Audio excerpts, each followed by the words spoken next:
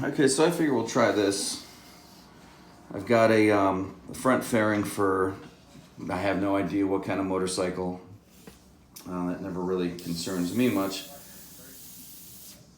And the customer's brought me a illustration. He wants Eddie from Iron Maiden's Killers on the bike. So I've got some white, because that's what we're basically using, white. I don't know, I might use some black in here. I might use some lacquer thinner to erase with. I just want to make sure I got my stuff properly thinned out here, because the tighter your tolerance, your needles and tip size, I like to work with thinner paints at lower pressures to achieve greater detail. Okay, let's see here.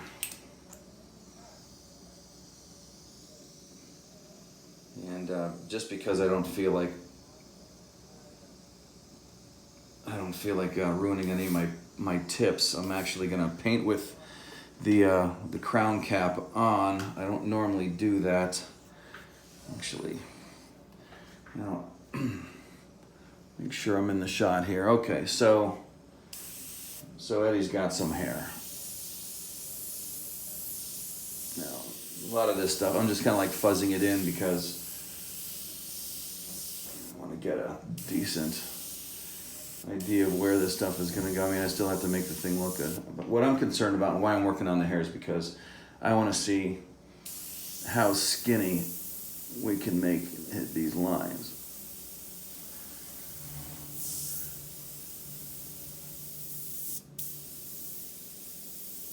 Yeah, I'm going to have to take this off.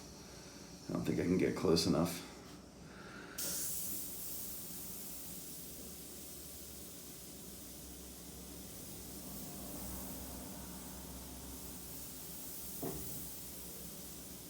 That's doing it. That's nice. Those are nice skinny lines. And then normally, what you want to do is once you thin your paint out, you put your paint in the cup, you put your thinner in there, you kind of, man, I'm never going to be able to get you to see this, possibly. Here we go, back here. You know, I put my fingers without damaging the needle, and I do a little blowback, and I let you see the bubbles in there. That's how I like to mix my paint. Let's see if we can get a better shot of that. But you do want to let the paint and the thinner kind of sit and coalesce and break down a little bit. And even during painting, I'll notice that, yeah, it's a lot better. I'll notice that I'll get a little bit of chunkiness, and the more you do it, the easier it is to pick up on it. And what I believe that is, you know, a lot of people use a lot of different thinners. I mean, you're not supposed to. You're supposed to work within one paint system. But long story short, what seems to happen is a lot of the talcum-based pigment sinks to the bottom of the paint cup. Ye old silent compressor kicking in. Hope you guys can hear me over that. And the pigment will sink to the bottom of the cup, and you know, so you just do a little blowback, and you can feel the bubbles in there, and it sort of like stirs things up a little bit, and you know, kicks the sediment off the bottom of the ocean floor, as it were. Now, and I hope you guys can see this okay. I want to get in as tight as I can here, and right in that spot, I'm gonna put the skinniest lines I can possibly put in there.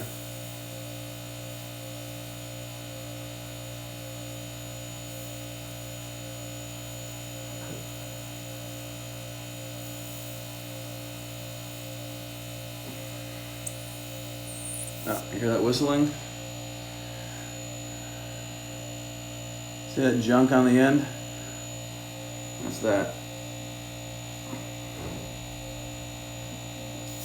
It's where all your airbrush heroes always have little tiny cuts on their fingertips from cleaning the needle off constantly, and that's something that just happens. That becomes habit, and that's that. Okay, so generally speaking, I am happy with this brush. Now the real test, of course, comes with how long is it going to last. I've never had like parts and an airbrush break down on me, you know, but when parts get lost, you want to be able to replace them. And if I can replace them with Iwata parts, I'll replace them with Iwata parts. I don't know how easy it's going to be to get a hold from the good people at Mr. Hobby. And once you do get a hold of them, get them to understand the thing that you need. But who knows, you know, there may be a website with replacement parts. It just might be that easy. But, you know, little things like, you know, just being able to drill right in on something like, you know, I mean, it's smooth, and I dig this gun. You know, I by nature am if I was going to be mean to myself, I'd say cheap. If I was going to be nice to myself, I'd say frugal. I mean, like, when I'm done painting with this, I'm going to suck the paint back out of it with this. I mean, I don't like to throw this stuff away. I try not to be much of a pack rat in my home life, but these materials are expensive. You know, I clean my guns with obsessive compulsive tendencies, and but at the same time, I don't like paying a ton of money for a tool that I know if I can find it. Now I'm not talking about, like, you know, going to Harbor Freight and going on a shopping spree. You know, the airbrushes that I have are really good airbrushes, but I also got them for a really good price.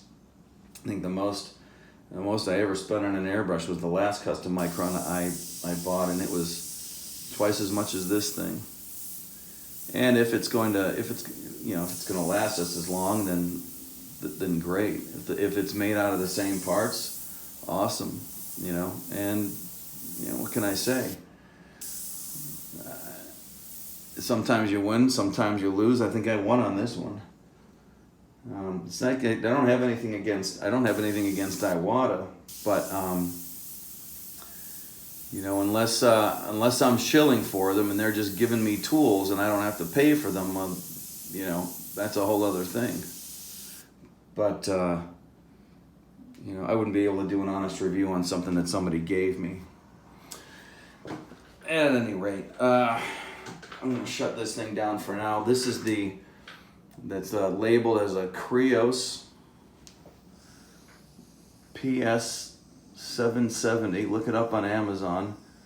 Way less than a custom micron.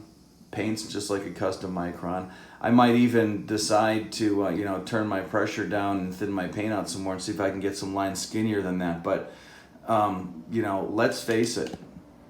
You know, on a project that's got this kind of girth to it, why would you need to? You know, if the lines that I'm putting on this, the kind of detail that I can get out of an airbrush, like or any airbrush that I use, if this is the kind of detail that I can get out of it, and that makes somebody get right up close to it, like they're trying to smell the paint job, then that's a good paint job. Then that's good detail, you know. And I've got no complaints about this thing. And when I do, you'll hear about it. But right now, for all its inadequacies in the looks department or the finish department or whatever, it paints like a custom micron. So there's my review. Dave Webster, Identity Crisis Design, signing off.